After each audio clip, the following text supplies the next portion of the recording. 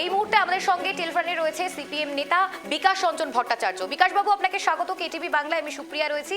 যে খবরের দিকে নজর রাখছি, ডাবল ইঞ্জিন সরকারের প্রথম বাজেট পেশ, কি বলবেন?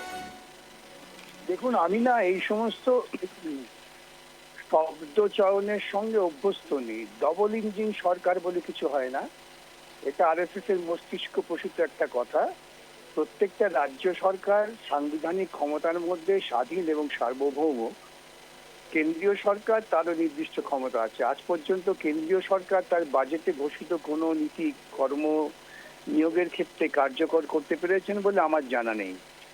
শিক্ষার ক্ষেত্রে কেন্দ্রীয় সরকারের সমস্ত ঘোষিত নীতি ব্যর্থতায় পর্যবসিত হয়েছে। প্রত্যেক বছর নিচের রেজাল্ট লিক হয়ে যাচ্ছে। আজকে দেখলাম একটি মেয়ে 2 মিনিট পরে ঢুকেছিল, তাকে ঢুকতে দেয়নি, সে মেনেছে, আর তার বাবা পরে আত্মহত্যা করার মতো পরিস্থিতি পৌঁছে গেছে। বাজেটের ওইসব ভালো ভালো কথা দিয়ে কার্যকর হয় না।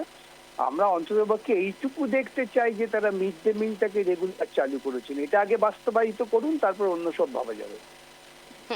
বিকাশবাবু, 20% ডিএ বাড়ালো রাজ্য সরকার, কি বলবেন? ওরা আরো তো সুপ্রিম কোর্টের আদেশ অনুযায়ী পুরোটাই দেওয়ার কথা। 20% বাড়াবার মধ্যে কোথাও এটা বঞ্চনা, তো এটা আরেক ধরনের চালাকি। আদালতে কন্টেম্প্ট ফেস করছেন, সেখানে জবাবদিহি করতে হবে। বেশ, ধন্যবাদ বিকাশবাবু। যে খবরের দিকে আমরা নজর রাখছি, বিজেপি সরকারের প্রথম পূর্ণাঙ্গ বাজেট পেশ, সেখান থেকে দাঁড়িয়ে আমরা দিকে আমরা কথা বললাম সিপিআইএম নেতা বিকাশ রঞ্জন ভট্টাচার্যের সঙ্গে। তিনি বলছেন আবারও বঞ্চনার কথা, অর্থাৎ ডিএ নিয়েও কিন্তু বঞ্চনার কথা তিনি বলছেন। অর্থাৎ এই মুহূর্তে দাঁড়িয়ে ডিএ নিয়ে আমরা দেখেছি কিভাবে, কারণ বারবার এই ডিএ কে বেশি প্রাধান্য দেওয়া হচ্ছে। একাধিক যে প্রতিবাদ দেখা হয়েছে তিলোত্তমার মাটিতে, তা যেন এই মুহূর্তে দাঁড়িয়ে আগে 18%, বর্তমানে 20% বাড়ানো হয়েছে, এবং সেখান থেকে দাঁড়িয়ে টোটাল যে দাঁড়াচ্ছে ডিএর মাত্রা, তা হচ্ছে 38%।